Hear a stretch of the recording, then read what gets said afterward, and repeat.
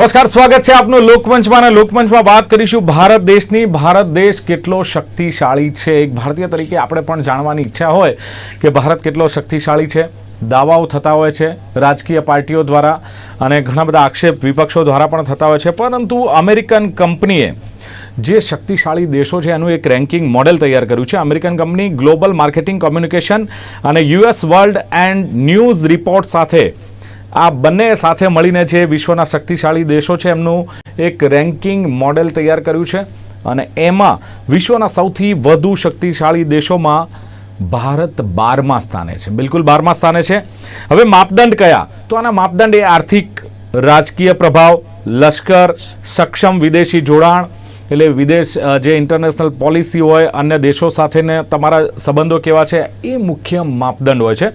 અને ટોપ 10માં કોણ છે? તો ચોક્કસ Israel, UAE, Saudi Arabia, Japan, south Korea, Britain, Germany, Russia, ચીન, અમેરિકા આ ટોપ 10માં રહેલા દેશો છે જે દુનિયાના શક્તિશાળી દેશ છે. બીજું કે જે રેન્કિંગ મોડેલમાં ભારતને કેટલા માર્ક્સ મળ્યા, તો 100માંથી જે માર્ક્સ મળતા હોય છે એમાં 50 પણ પૂરા નથી. 46.3 માર્ક્સ ભારતને મળ્યા છે. ભારતની વસ્તીને વ્યક્તિ દીઠ ઓછી જે આવક છે એની સીધી અસર એવું કહેવાય છે કે આ રેન્કિંગ પર પડતી હોય છે. ભારતને સૌથી વધુ પોઈન્ટ શેમાં મળ્યા? તો ભારતને સૌથી વધુ પોઈન્ટ એના જે વારસો અને સંસ્કૃતિનો જે પ્રભાવ છે એના માટે મળ્યા છે. ભારત કુલ જીડીપીના આધારે જોઈએ તો વિશ્વના ઘણા દેશોથી પાછળ છે અને દુનિયાનું સૌથી શક્તિશાળી સૈન્ય અમેરિકા પાસે છે, પરંતુ ભારતની સ્થિતિ શું છે એ પણ જાણવાનો પ્રયાસ કરીશું.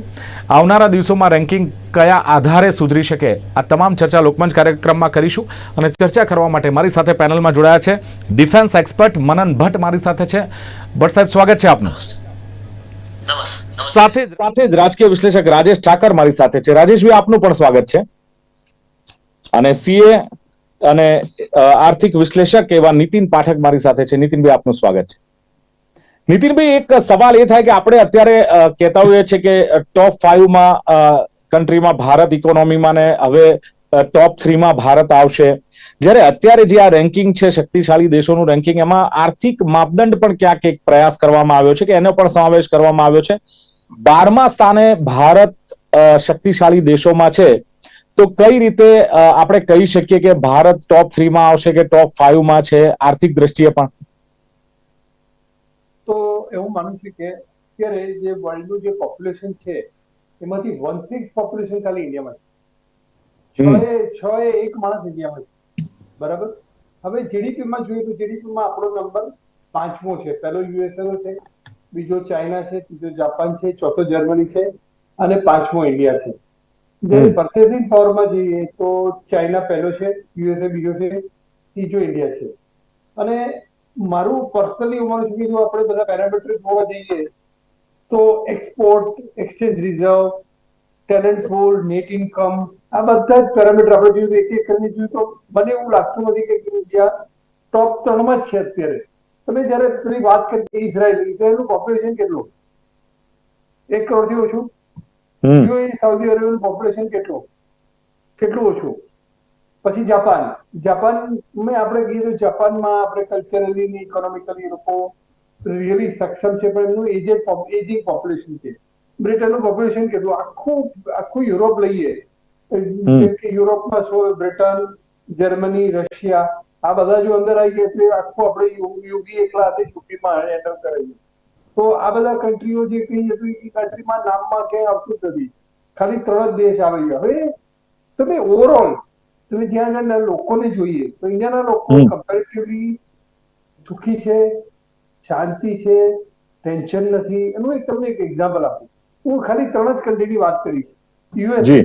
યુએસએમાં કન્ટ્રીમાં લોકો સ્કેરી હોય છે. સ્કેરી એટલે શું? એમને વેધરથી પ્રોબ્લેમ છે, વુમનથી પ્રોબ્લેમ છે. ત્યાં આગળ વુમન એટલે તમે જો ડાયવર્સ થાવ, તમારા ગર્લફ્રેન્ડ જોડે બેબી બબલ જાય તો તમારી જે પ્રોપર્ટી છે એને 90% તમારે આપી દેવા પડે. તો ત્યાં સ્કેરી. વર્ક એટલે તમે એમ્પ્લોયી હો તો તમને ગમે ત્યારે એમ્પ્લોયર કાઢી નાખે એની તમને બીક જ હોય છે. ઇન્ડિયામાં એ રીતના શાંતિ હોય છે. ત્યાં આગળ લોકો ક્રેડિટ કાર્ડ, ઘર, ગાડી, એટલી બધી લોન હોય છે કે હંમેશા એ લોકો ટેન્શનમાં જ હોય મારે હપ્તા ભરવાનો.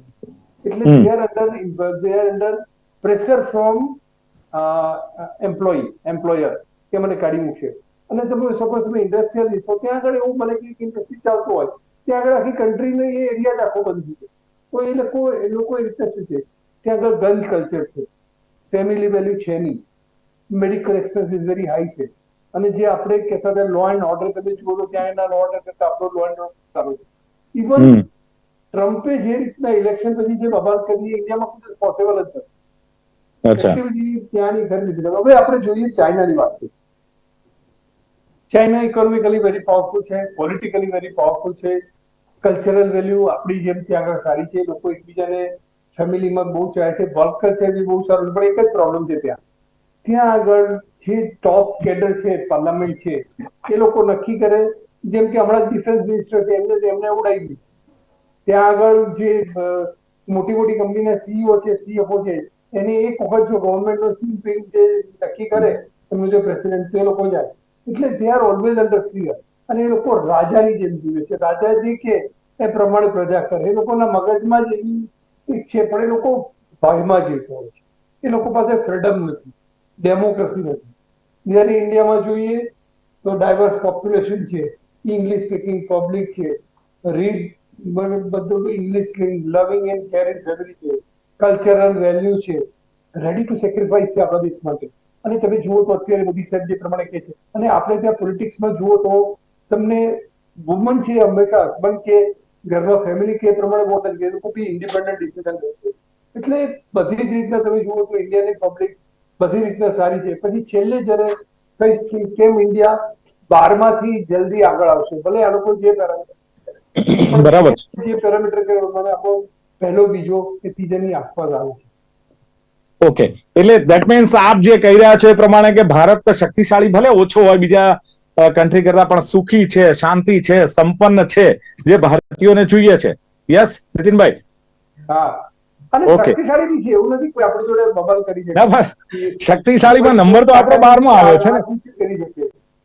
ઓકે ઓકે, ભટ્ટ સાહેબ જે પ્રમાણે વાત કરીએ ને કે શક્તિશાળી દેશોમાં જે રેન્કિંગ જે છે એમાં 12મા સ્થાને છે, પણ એક મિલિટરી સ્ટ્રેન્થ રેન્કિંગ જે આવ્યો છે એમાં 2024ની જ વાત છે, 145 દેશો હતા અને એમાં યાદીમાં અમેરિકાનું નામ ટોચ પર છે, ત્યારબાદ રશિયા છે બીજા સ્થાને, ત્રીજા સ્થાને ચીન છે, અને એ 3 દેશો બાદ ભારત ચોથા સ્થાને છે. ડિફેન્સની દ્રષ્ટિએ જોઈએ તો શું લાગે છે કે આ રેન્કિંગને લઈને ભારતને આપણે કેટલું શક્તિશાળી માની શકાય? જો એટલું ચોક્કસ છે કે જે રીતનું પાવર રેન્કિંગ કહેવાય, મિલિટરી રેન્કિંગ જે આવે એ રીતે સૈન્ય દ્રષ્ટિએ ભારત અત્યારે વિશ્વમાં ચોથા સ્થાને, જ્યારે ચીનથી થોડાક સ્ટેપ નીચે છે. અને આ રેન્કિંગ બહુ જલ્દી બદલાઈ શકે પણ તેમ પણ છે, બીકોઝ ચીન જે રીતે તેને આ મિલિટરી પાવર્સને વધારી રહ્યું છે, એ દ્રષ્ટિએ જોતા આવતા લગભગ 5 વર્ષોની અંદર ચીન અમેરિકાને પછાડીને 1 નંબરનું સૈન્ય ધરાવતું દેશ બની જાય તેમાં વાર નથી. હવે ભારત જ્યારે ચીનથી ડાયરેક્ટલી જમીની સીમાથી જોડાયેલું છે, ભારત ચીન સાથે સંઘર્ષમાં 1962ના યુદ્ધમાં ઉતરી ચૂક્યું છે. ચીને ભારતને ઘેરવા માટે જે રીતે સ્ટ્રિંગ ઓફ પર્લ્સની સ્ટ્રેટેજી અપનાવી છે, આ બધું જોતા ભારત માટે બહુ પડકારરૂપ છે આ ચોથું સ્થાન જાળવી રાખવું. અને એટલું ચોક્કસ છે કે જે રીતે ભારતનું આ ચોથા સ્થાને પહોંચવું એ સરપ્રાઈઝ વિશ્વના ઘણા દેશો માટે એટલા માટે પણ છે કે એ દેશો માનતા નહોતા કે છેલ્લા 10 વર્ષમાં જે રીતે આપણે Bharat make in India in ડિફેન્સમાં જે રીતે હરણફાળ ભરી છે, ખાસ કરીને નૌસેના જોઈએ તો નૌસેના અત્યારે ઓલમોસ્ટ સંપૂર્ણપણે સ્વનિર્ભર બની ચૂકી છે. આપણે નૌસેનાના જહાજો અને સબમરીનો ભારતમાં બનાવી રહ્યા છીએ, જેની તકનીક, મોટા ભાગની તકનીક જે છે સ્વનિર્ભર છે. આપણે જે રીતે LCA તેજસ વિમાનના ગવર્મેન્ટે ઓર્ડર્સ આપ્યા છે, 183 જેટલા વિમાનોના ઓર્ડર ઇન્ડિયા મેડ તેજસ વિમાનનો છે, જેની અંદર ના કેટલાક કોમ્પોનન્ટ્સને બાદ કરતા બધા જ કોમ્પોનન્ટ ભારતમાં જ મેન્યુફેક્ચર થાય છે. એનું એસેમ્બલિંગ તો આપણને ખબર છે કે તેજસનું ભારતમાં જ થાય છે. એનું એન્જિન અનફોર્ચ્યુનેટલી આપણે બનાવી નથી શક્યા, પરંતુ એટલું ચોક્કસ છે કે જ્યારે તમે સૈન્ય દ્રષ્ટિએ સ્વનિર્ભર બનો, કેમ કે અત્યારના સમયમાં આપણે જોયું કે કઈ રીતે જીઓપોલિટિકલી કેવી અનસ્ટેબલ સિચ્યુએશન છે, કઈ રીતે પન્નૂનના કેસમાં અમેરિકા અને કેનેડા ભારતની વિરુદ્ધ જઈને ઉભા રહ્યા છે, કઈ રીતે, એટલે આ બધા જીઓપોલિટિકલ પરિસ્થિતિમાં અમેરિકા એ જ નક્કી નથી કરી શકતું કે ચીનની સાથે છે કે ચીનની વિરુદ્ધમાં છે, એટલે કે ભારતની સાથે છે કે ચીનની સાથે છે. બીકોઝ ચીન વિના અમેરિકાને, જેમ ચીન વિના વિશ્વમાં કોઈ પણ દેશને ચીન વિના ચાલે એમ નથી, because they are the manufacturing power house of the world. તો એટલે અમેરિકાને ચીનથી દૂર થવું પાલવતું નથી અને ચીન તેનો સૌથી મોટો દુશ્મન છે એ અમેરિકા સ્વીકારવા તૈયાર નથી. એટલે કહે છે ને કે અમેરિકાની દોસ્તીમાં જેટલો ખતરો છે, દુશ્મનીમાં જેટલો ખતરો છે તેનાથી વિશેષ ખતરો, જેનાથી જીવનું જોખમ જેને કહી શકાય અમેરિકાની દોસ્તીમાં છે. એટલે આજે ભારત અમેરિકાને પોતાનું દોસ્ત સમજતું હતું અને ક્યાંક ને ક્યાંક પોતાની મિલિટરી સ્ટ્રેન્થ વધારવા માટે અમેરિકાની મદદ લેતું હતું, પણ આજે એ મદદ અમેરિકા પર નિર્ભર રહેવાને બદલે આપણે જેવા પગભર થવા માંડ્યા ત્યારે આપણને ખબર પડી કે આપણાની અંદર કેટલી સ્ટ્રેન્થ રહેલી છે. અને જ્યારે યુદ્ધ થશે કે જ્યારે કંઈક બબાલ મોટી આવીને ઉભી રહેશે ભારત સાથે, કોઈ પડોશી દેશ સાથે અનફોર્ચ્યુનેટલી, તો એ પરિસ્થિતિમાં અમેરિકા આપણી સાથે ઉભું રહે એવા કોઈ ચાન્સ હાલના તબક્કે આપણે લાગતા નથી. જે રીતે અમેરિકાએ પાકિસ્તાનને મદદ કરી કે એને યુક્રેન માટે શસ્ત્રોનો ઓર્ડર દેવડાવ્યો, આ બધું જોતા આપણને લાગે છે કે એને માટે ઓલ વેધર ફ્રેન્ડ જો હોય ને તો પાકિસ્તાન છે. એટલે ભારતે મિલિટરી સ્ટ્રેન્થ દેખાડી છે. જે રીતે ભારતના ઇન્ટરનલ જે સપોઝ આપણે વાત કરીએ તો હિન્દુસ્તાન એરોનોટિક્સ લિમિટેડ હોય કે પછી આપણી શિપ બિલ્ડિંગ કંપનીઓ મઝગાઉં ડોક લિમિટેડ, બંને ગવર્મેન્ટની હોલ્ડિંગ વાળી કંપનીઝ છે. આ કંપનીને એમ્પાવર કરવા માટે અને તેમને કોન્ટ્રાક્ટ આપવા માટે સરકારે જે રીતે પહેલ લીધી છે, જે રીતે પહેલે ભારતનો પૈસો, ડિફેન્સનો પૈસો બહાર ન જતા ભારતની અંદર જ જોબ્સ બનાવી રહ્યો છે, ભારતને જીડીપીને આગળ લઈ જઈ રહ્યો છે અને ભારતે ડિફેન્સનું બજેટ જે રીતે પોતાનું વધાર્યું છે. એટલે એટલું જોતા એટલું ચોક્કસ કહી શકાય કે મોડર્ન મિલિટરીઝની અંદર અત્યારે ચોથા નંબરે ભારત છે, એમાં કોઈ શંકાને સ્થાન નથી. અને બહુ જલ્દી આપણે કદાચ યુકેને, રશિયાને વટાવીને, કેમ કે રશિયા અત્યારે પોતાની સ્ટ્રેન્થ ક્યાંક ને ક્યાંક ઇન્ડસ્ટ્રીયલી ખોઈ રહ્યું છે અને ઇન્ડસ્ટ્રીયલી જ્યારે કોઈ કન્ટ્રી ડિગ્રેડ થવા માંડે ત્યારે તેનું મિલિટરી ઇન્ડસ્ટ્રીયલ કોમ્પ્લેક્સને પણ અસર પહોંચવાના ચાન્સીસ છે, પહોંચી રહી છે. એટલે આગળ જતા જી પર્સન. ઓકે, એટલે રાજેશભાઈ જે પ્રમાણે નીતિનભાઈ આર્થિક આખી એક રૂપરેખા રજૂ કરી, મનનભાઈએ પણ કહ્યું કે મિલિટરી સ્ટ્રેન્થ ભારતની કેટલી છે. સવાલ એ છે કે શક્તિશાળી દેશોનું જયારે રેન્કિંગ થતું હોય ને એમાં ક્યાંક નેતાઓનો પણ સમાવેશ કરવામાં આવ્યો છે, ક્યાંક આર્થિક પ્રભાવ, રાજકીય પ્રભાવ, મજબૂત લશ્કર, મજબૂત આંતરરાષ્ટ્રીય જોડાણ વગેરેનો સમાવેશ કર્યો છે. અને વર્તમાન સરકાર સાહેબ 10 વર્ષથી ભારતીય જનતા પાર્ટીની કેન્દ્રમાં સરકાર છે, સિંગલ મતલબ પાર્ટી છે અને બહુમતી વાળી સરકાર છે. શું લાગે છે એને લઈને કેટલો ફરક આ રેન્કિંગમાં પડતો હોય છે? ઇન્ટરનેશનલ પોલિસી અથવા અન્ય દેશો સાથેના સંબંધો અથવા અન્ય દેશને એમ હોય કે એક જ પાર્ટીની સરકાર છે, લાંબી ટકવાની છે, આની અસરો કેટલી પડતી હોય છે આને? દિલીપભાઈ, પહેલો મારો પ્રશ્ન તો એ છે કે ભારત દેશને 12મા ક્રમે મૂકનારી આ કંપનીની વિશ્વસનીયતા કયા ક્રમે છે, પહેલા તો આપણે એ જોવું પડે. બરાબર છે. અત્યારે દેશના નેતાઓને, દેશના હેપી ઇન્ડેક્સ ને, હંગર ઇન્ડેક્સ ને જાહેર કરનારી બહુ બધી કંપનીઓ થઈ ગઈ છે અને એના દરેકના જે આંકડા છે એના ઉપર આજે આપણે ચર્ચા કરીએ છીએ ને ચોક્કસ ચર્ચા થવી જોઈએ. હું એવું સમજુ છું કે ભારત દેશ જે છે એ એની પોતાની સાંસ્કૃતિક અને પોતાની જે વિરાસત છે, જેમાં તમે એમ કીધું કે આની અંદર સૌથી વધારે જે વેઇટેજ એને મળ્યું છે એટલા જ માટે મળ્યું છે કે અલગ અલગ ભાષાઓ, આપણા દેશમાં જેટલી ભાષાઓની વિવિધતા છે, જેટલી ભૌગોલિક વિવિધતાઓ છે. અત્યારે કોઈ મનાલી થી આપણી સાથે બેઠો હોય તો 4 કપડા પહેરીને બેઠો હોય, આપણે અહીંયા સાદા શર્ટમાં બેઠા છે. ભાષાની દ્રષ્ટિએ પણ 12 ગામે બોલી બદલાઈ જાય એવું આપણે ગુજરાતીમાં કહેવાય છે. તો દેશની અંદર કેટલી બધી વિવિધ ભાષાઓ, વિવિધ કલ્ચર છે. એવી રીતે અર્થતંત્ર છે. કોઈક રાજ્ય છે બિલકુલ ખેતી ઉપર નિર્ભર છે, કોઈક રાજ્ય એવું છે જે ખાણ અને ખનીજ ઉપર નિર્ભર છે, કોઈક રાજ્ય એવું છે જે માત્ર વેપાર અને ઉદ્યોગ ઉપર નિર્ભર છે. એટલે આર્થિક રીતે પણ તમે સર્વેક્ષણ કરવા જાઓ દેશનું તો એ પણ જુદી જુદી રીતે છે. એટલે ગુલદસ્તા જેવું ઇન્ડિયા છે. નીતિનભાઈએ કીધું બધી ઘણી સારી વાતો એમણે કરી, પણ મારો પ્રશ્ન એ થાય કે અમેરિકામાં ગર્લ કલ્ચર છે કે અમેરિકામાં આ છે કે તે છે, પણ અમેરિકાનો ડોલર આપણે લેવો હોય તો આપણે 83 રૂપિયા ખર્ચવા પડે. બીજી વસ્તુ એ છે કે અમેરિકાના લોકો ભારતના વિઝા માટે લાઈનમાં નથી ઉભા રહેતા. ભારતના લોકો કબૂતરબાજી કરીને જીવના જોખમે અમેરિકા જવા માટે જે છે ફ્રસ્ટ્રેટેડ છે. તમે મેડિકલ ની અંદર અત્યારે જુઓ તો રશિયા, ચીન, આ તો યુક્રેન હવે રસ્તો બંધ થઈ ગયો, રશિયા અને ચીન બે મેડિકલ હબ થઈ ગયા છે જ્યાંથી લોકો ડિગ્રી લઈ અને અહીંયા આવે છે. અને અહીંયા બીજો એક ટ્રેન્ડ એવો શરૂ થયો છે કે MBBS કર્યા પછી પોસ્ટ ગ્રેજ્યુએશન માટે લોકો અમેરિકા અને ઓસ્ટ્રેલિયાની વાટ પકડવા માંડ્યા છે. સવાલ એ છે કે આપણા દેશનું જે અર્થતંત્ર છે, વિકાસ છે અવિરત થતી ઘટના.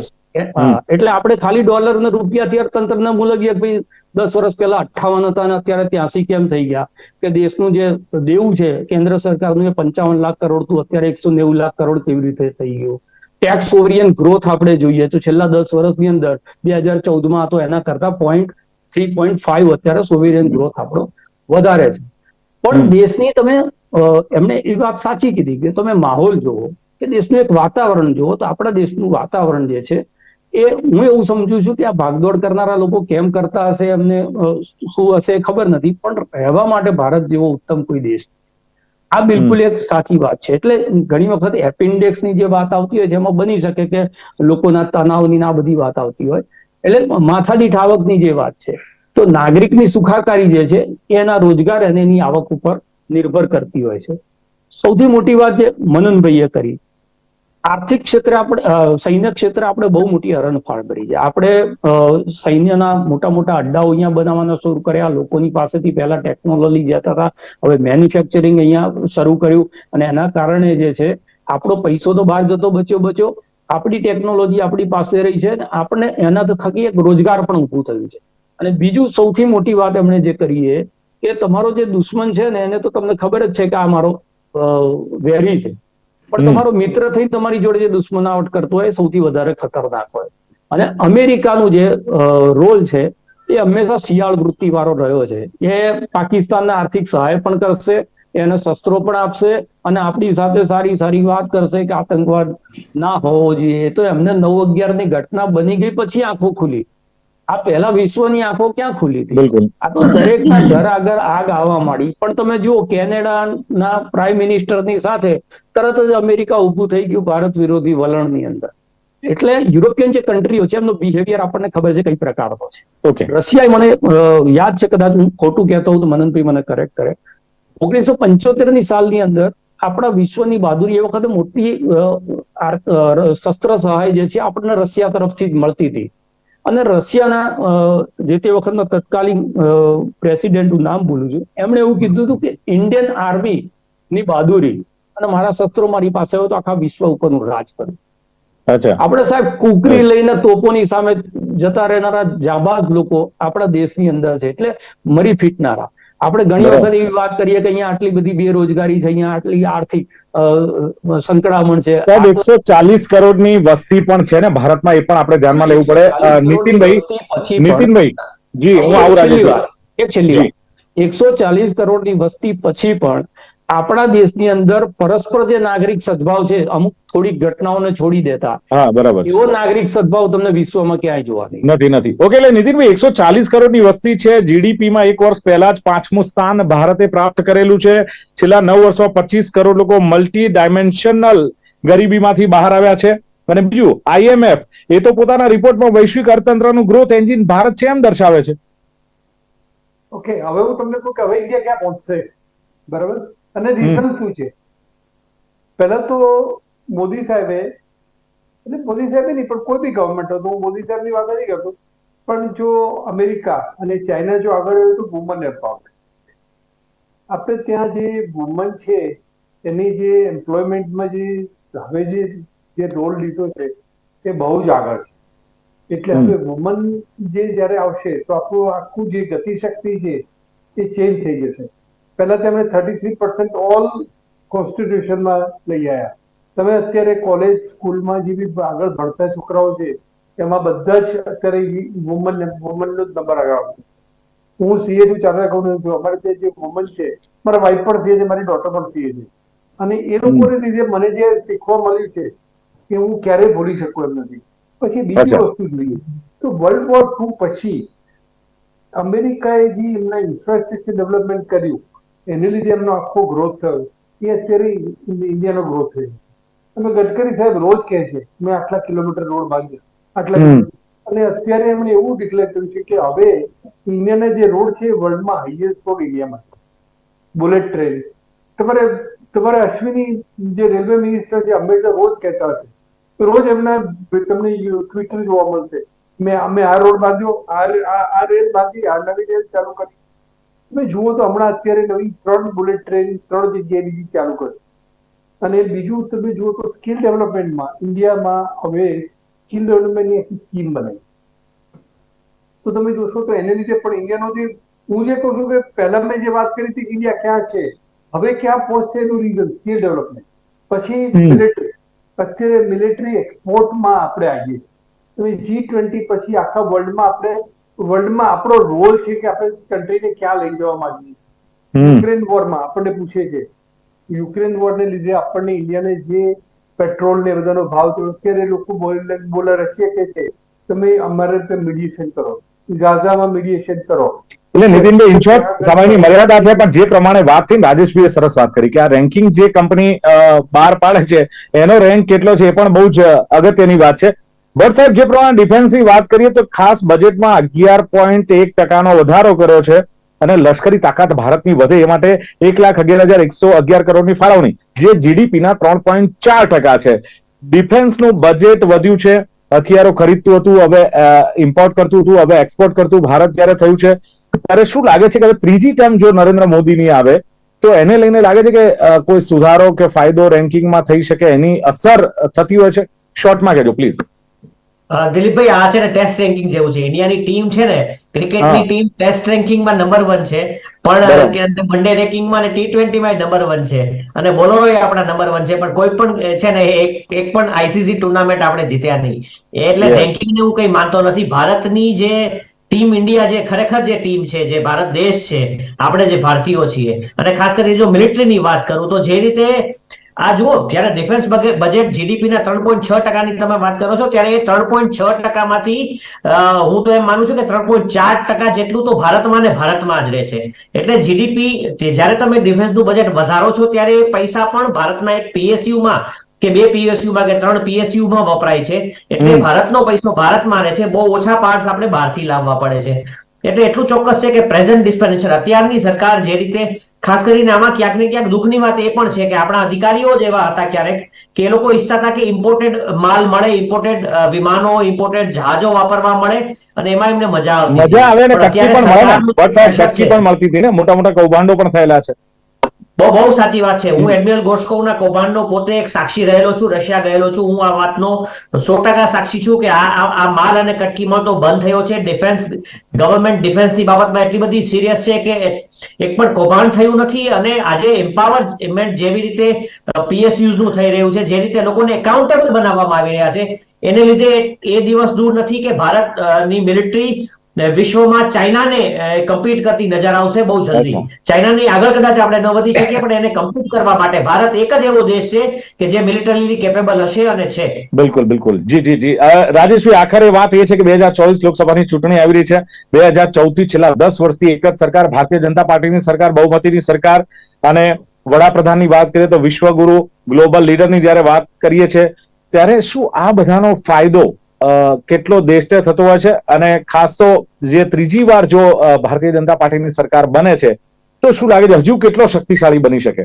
શોર્ટમાં જો તમે ક્રીઝ ઉપર ઉભા રહો ને એટલે રન આવે. એટલે એક ધારી સરકારો હોય તો બહુ નીતિઓ બદલાય નહીં, એમના વિઝન બહુ બદલાય નહીં, અને એના કારણે જે રિઝલ્ટ મળતું હોય છે એ થોડું ઝડપથી મળે.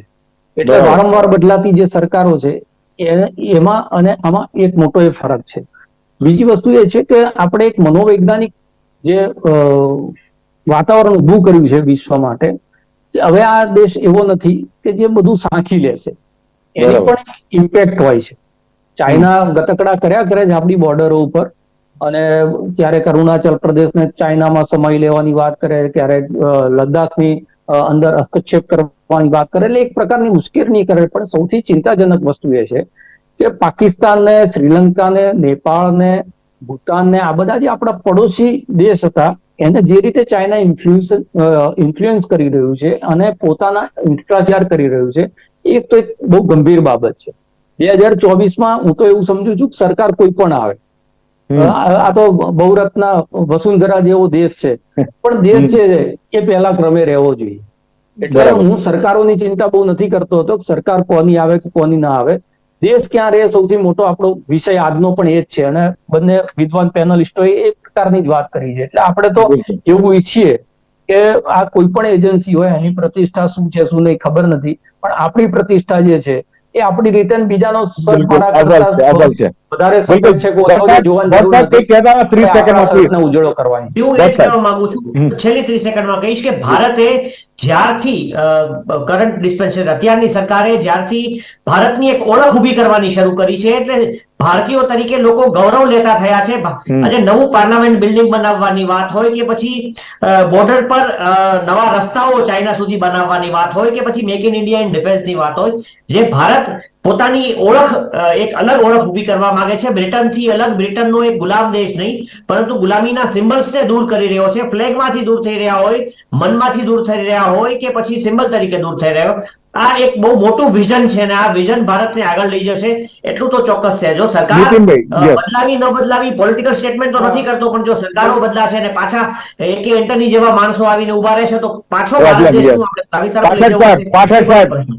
2 સેન્ટેન્સમાં પ્લીઝ. હા, હા, મને એવું લાગે છે કે આપણો દેશ બહુ સ્પીડથી આગળ, કારણ કે યુથ સાથે અત્યારે કામ કરવું છે. અત્યારે બધા જ ઇન્ડસ્ટ્રીયલિસ્ટ 70 કલાક તો વીકના કામ કરવું છે, ચાઇનાને કોમ્પિટ કરશે, બધી જ રીતે આગળ આવશે. અને આપણો જે રોડ જે ચાઇનાનો પ્રોજેક્ટ એ રીતના છે, મને એવું લાગે છે મેડિકલ ટુરિઝમ બધી જ રીતે G20માં આપણો દેશ બહુ જલ્દી. ચલો બિલકુલ ઇન શોર્ટ પેનલિસ્ટોનું કહેવું છે કે કોઈ પણ કંપની હોય, અમેરિકન કંપની હોય કે ગમે તે હોય, એ ભારતનું રેન્કિંગ શું નક્કી કરતું હતું? ભારતમાં સુખ છે, શાંતિ છે, ભારતીયો બહુ જ શાંતિથી રહે છે, વિવિધતામાં એકતા વાળો દેશ, અલગ અલગ ધર્મ, અલગ અલગ ભાષા અને બાર ગામે બોલી બદલાય છે, એ પ્રમાણે વાત કરી. અને આર્થિક રીતે પણ ભારત કેટલો સક્ષમ છે, બહુ સરસ વાત જે નીતિન પાઠકે કરી. અને ડિફેન્સની દ્રષ્ટિએ મનન ભટ્ટે બહુ સરસ ઉદાહરણો આપ્યા અને આપણને ખ્યાલ આવ્યો કે ડિફેન્સમાં પણ ભારત કેટલું મજબૂત છે. રાજકીય રીતે ને આખી આર્થિક દ્રષ્ટિએ જે દ્રષ્ટિકોણ ક્યાંક મને લાગે રાજેશ ઠાકરે જે બતાવ્યો છે એ પણ બહુ જ ઉલ્લેખનીય છે. ઇન શોર્ટ પેનલિસ્ટોનું કહેવું છે કે સરકાર બદલાય તો પ્રોબ્લેમ આવે, કોઈ પણ સરકાર હોય, ભાજપની હોય કે કોંગ્રેસની હોય, પણ જો બહુમતી વાળી સરકાર હોય તેની એક ઇમ્પેક્ટ ચોક્કસ હોય છે. અને બીજું કે ભારત શક્તિશાળી દેશ હતો, છે અને રહેશે એવું ત્રણેય પેનલિસ્ટોનું માનવું છે. એમની વાત પરથી આપણે એટલું કન્ક્લુઝન કાઢી શકીએ છીએ. ચર્ચાનું સમાપન કરીએ છીએ. રાજેશ ઠાકર, મનન ભટ્ટ, નીતિન પાઠક ત્રણે ઉપસ્થિત રહ્યા. ખૂબ ખૂબ આભાર. Thank you very much. તો દર્શક મિત્રો, લોકમંચ કાર્યક્રમમાં હતી ભારતની તાકાતની વાત, ભારત કેટલો સક્ષમ છે એની એક ચર્ચા. ફરી મળીશું નવા વિષય સાથે. જોતા રહો ગુજરાત ન્યૂઝ. નમસ્કાર.